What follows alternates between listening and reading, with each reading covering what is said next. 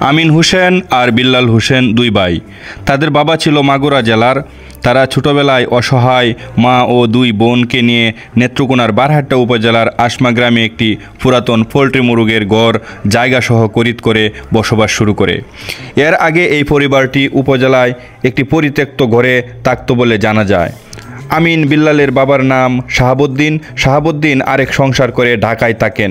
এই পরিবারের কোনো খোঁজখবর তিনি নেয়নি। তখন থেকে আমিন বিল্লাল রাজমিস্ত্রি, কাঠমিস্ত্রি, হ্যান্ডটলির হেল্পারি করে দুমুঠো ভাত সংগ্রহ করে ক্ষুধা নিবারণ করত। তার মা হালিমা আক্তার অন্যের বাড়িতে কাজ করে ছোট্ট সংসারটিকে সাজাতে থাকে।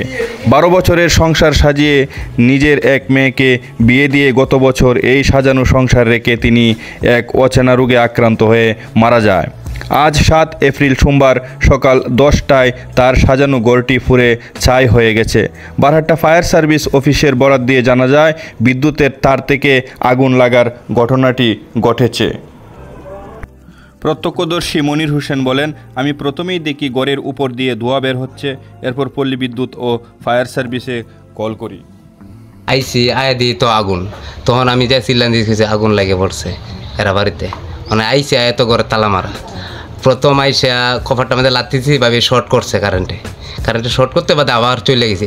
তাড়াতাড়ি ফোন দিছি ফায়ার সার্ভিসে, আর হলো যে এই আপনার ইয়াতে আর কি ফোন দিলাম কারেন্টের অফ দেয়। ফোন দেওয়ার পরে দেওয়া আপনার তারা লাইন বন্ধ করছে। ফায়ার সার্ভিসেরও আমরা যখন নিয়ন্ত্রণ করিয়া ফেলছি তারপরে দিয়ে ফায়ার সার্ভিসে আসছে।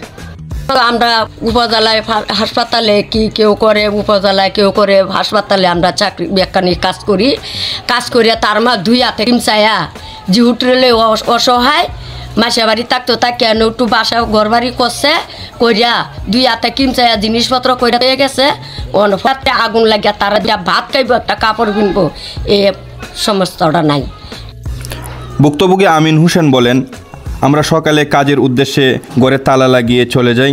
এরপর এসে দেখি আমার মায়ের হাতের সাজানো সংসার পুরে শেষ হয়ে গেছে। এখন আমরা কোথায় যাব, কোথায় থাকবো? সকালে ওইটা আমরা দুই ভাই আসলাম এনে থেকে রান্না বাড়া করে খাওয়া দাওয়া করে পরে আমরা গেছি যে যারা কাজে গেছি। কাজে লেগা আপনার সকাল 9টা লাগাত আপনার আমরা ঘরে আগুন লেগে গেছে। কারেন্টের মাধ্যমে শুনছি আগুন লাগছে। আগুন লাগিয়ে সব পুরে সারকার হয়ে গেছে, কোনো কিছুই নাই। আমার ঘরে যা আছেন সব পুড়ে গেছে, একটা পরনের কাপড় সহ নাই, রান্না বাড়া কোনো কিছু নাই, খায়ান যে এমন কোনো ভাব নেই। এমন আছি বুকে অসহায় অবস্থায় আছি, কোনো কিছু পরনের মতো ভাব নেই। কি করবাম না করবো না কোনোতে ভাবতেছি না, কোনো কিছু ঘরের মধ্যে থাকানোর মতো ভাব নাই। তাই থাকবাম কায়াম কোনো কিছুর ভাব নাই, কাপড় চোপড় হরণের ভাব নাই। কত জোগাড় আছেন সব জোগাড় মতো। আমার মা মারা গেছে 1 বছর হয়েছে। আমার মা মাসের বাড়ি কাজ করে সব জোগাড়পত্র ধরা করে চলে গেছেন। আমরা লেগে ওনার কোনো কিছু জোগাড়পত্র নাই, সব বেঁচে সব ঘুরে সব শেষ হয়ে গেছে, আর কোনো কিছু নেই। কেন ঘরের মধ্যে যাবতীয় যত জোগাড়পত্র আছেন আমার মার করা, এই ঘরের মধ্যে স্মৃতি।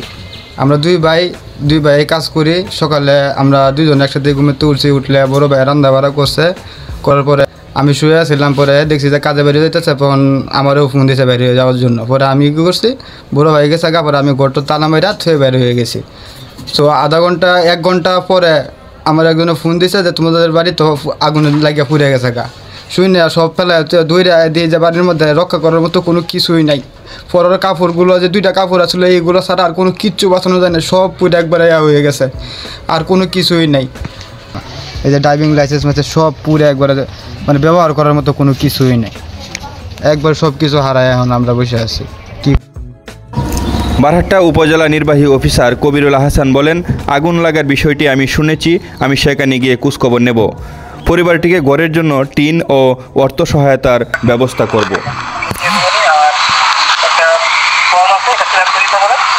টাকা